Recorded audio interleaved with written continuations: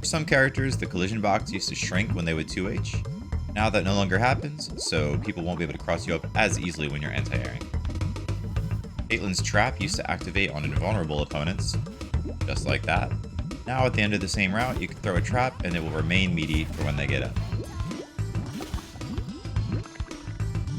Jinx's zap now goes through Yasuo's tornado, but good luck doing anything with it because you're usually too early or too late. Vi used to be able to set up a situation just like that where you could go high-low. Now, the same move can be blocked low, so that mix-up doesn't exist anymore. For S1 used to be very difficult to challenge. As you can see, it keeps trading with Darius's medium. And after the patch, the hitbox is way less disjoint, but in practice, it's still just as hard to challenge. Warwick's Bloodlust used to barely tick down at all.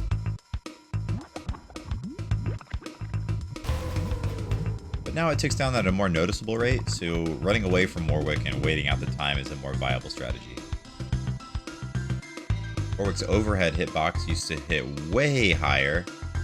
His animation left him a little closer to the ground. Now he jumps higher, but the hitbox extends lower, so it's less useful as an anti-air. Ekko used to be able to limit strike trivially here, and also after tag launcher, but JS2 has a minimum height, so that doesn't work anymore.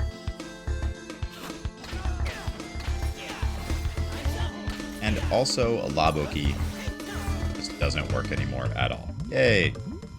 Ekko's roll used to be strike invuln, so something like this parry jab would just get you beat.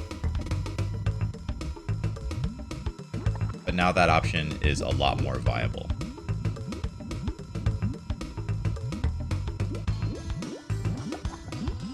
Ekko used to be able to jump and block during his air dash, so he could do things like jump forward, block, and call Ari, thereby smoking you for a combo. He can't do that anymore, just take my word for it. Yasuo used to want to jab here, but if he did stance hop, he could just whiff punish your jab. After the patch, that still happens, so Yasuo lives. That said, the jump 2H is no longer an overhead, so you can block that low, potentially look to punish the sliver.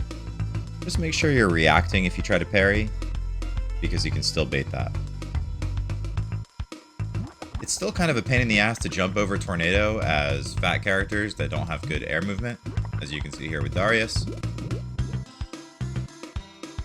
But some characters with better horizontal air movement can take advantage of the lower height to get a punish.